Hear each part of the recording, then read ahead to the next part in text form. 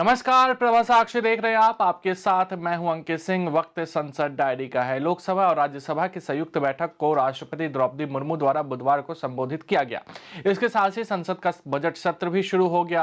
राष्ट्रपति द्रौपदी मुर्मू के संबोधन के बाद उनके अभिभाषण की प्रति लोकसभा के पटल पर रखी गई और फिर सदन की कार्यवाही को दिन भर के लिए स्थगित कर दी गई। ये पहला मौका है जब नए संसद भवन में बजट सत्र का आयोजन हो रहा है। गुरुवार को वित्त मंत्री निर्मला सीतारमण अंतरिम बजट पेश करेंगे। इस साल लोकसभा के चुनाव होने हैं, इसलिए अंतरिम बजट ही पेश किया जाएगा। लोकसभा अध्यक्ष ओम बिरला ने भविष्य में राष्ट्रपति के संबोधन के लिए दोनों सदनों की संयुक्त बैठक लोकसभा के कक्ष में आयोजित करने की अनुमति देने के लिए नियमों में रियायत की भी घोषणा की है। सबसे पहले आपको राष्ट्रपति के संबोधन की जुड़ी बड़ी बातें बताते हैं। अयोध्या में राम मंदिर के निर्माण तथा लोकसभा एवं राज्यों की विधानसभाओं में महिलाओं को आरक्षण देने के प्रावधान वाला कानून पारित होने का उल्लेख करते हुए राष्ट्रपति द्रौपदी मुर्मू ने बुधवार को घोषणा की कि सरकार परीक्षा में होने वाली गड़बड़ी को लेकर युवाओं की चिंताओं से अवगत है और इसे रोकने के लिए एक कानून बनाएगी। उन्होंने नए संसद में पहला संबोधन देते हुए कहा कि यह एक भारत श्रेष्ठ भारत की महक है। उन्होंने कहा कि दुनिया भर में गंभीर संकटों के बीच भारत सबसे तेजी से विकसित हो रही अर्थव्यवस्थाओं में है और लगातार पिछली 2 तिमाही से देश की विकास दर 0.5% बढ़ी रही। इस नए सदन भवन में ये मेरा पहला संबोधन है। आज की अमृतकाल की शुरुआत में ये भव्य भवन बना है। यहाँ एक भारत श्रेष्ठ भारत की महक भी है। भारत की सभ्यता और संस्कृति की चेतना भी है। इसमें हमारी लोकतांत्रिक और संसदीय परंपराओं के सम्मान का प्रण भी है। साथ ही 21वीं सदी के नए भारत के लिए नई परंपराओं के निर्माण का संकल्प भी है। मुझे पूरा विश्वास है कि इस नए भवन में नीतियों पर सार्थक संवाद होगा। ऐसी नीतियां जो आज़ादी के अमृतकाल में विकसित भारत का निर्माण करेगी। मैं आप सभी को अपनी शुभकामनाएं देती हूं। माननीय सदस्यगण, ये हमारे संविधान के लागू होने का भी 75वां वर्षगांठ है। 16 करोड़ से ज़्यादा लोगों ने तिरंगा के साथ सेल्फी अपलोड की। अमृत उत्सव के दौरान ही कर्तव्य पथ पर नेताजी सुभाष चंद्र बोस की प्रतिमा स्थापित की गई। राजधानी दिल्ली में देश के अब तक के सभी प्रधानमंत्रियों की समर्पित म्यूजियम खोला गया। शांति निकेतन और होयबला मंदिर वर्ल्ड हेरिटेज लिस्ट में शामिल हुई। साहिबजादों की याद में वीर बाल दिवस घोषित हुआ। भगवान बिरसा मुंडा के जन्म दिवस को जनजातीय गौरव दिवस घोषित किया गया।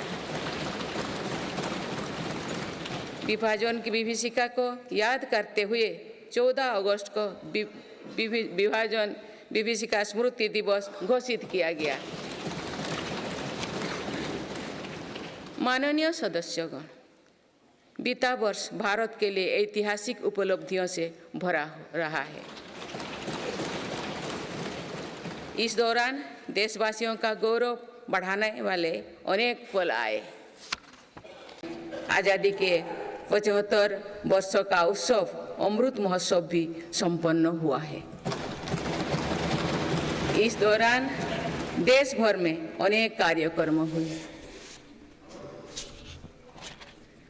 देश ने अपने गुमनाम स्वतंत्रता सेनानियों को याद किया।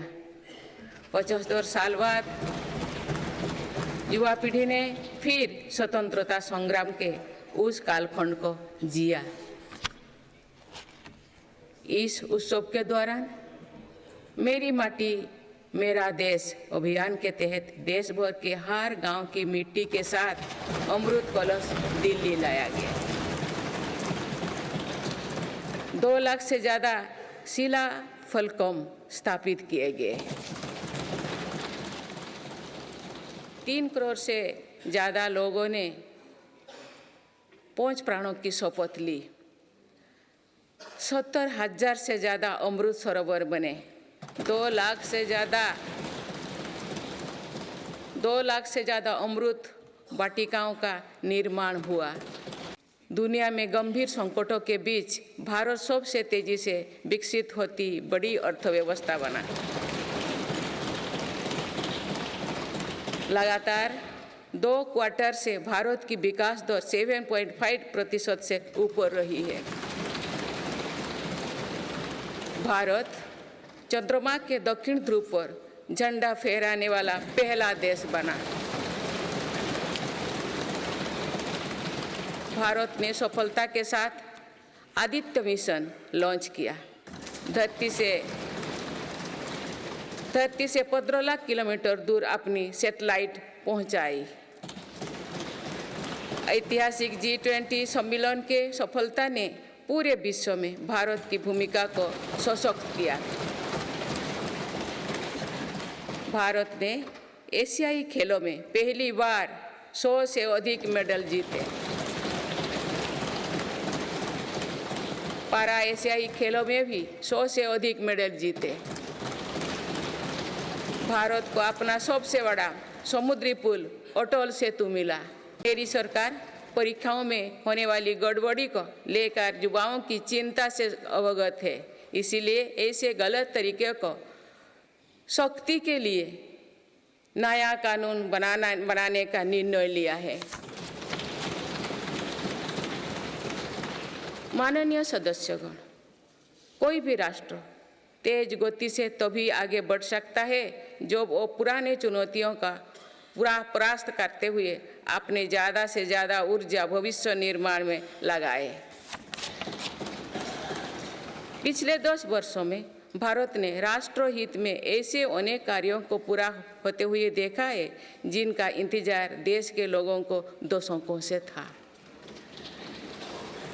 राम मंदिर के निर्माण की आकांक्षा सदियों से थी, आज ये सोच हो चुका है।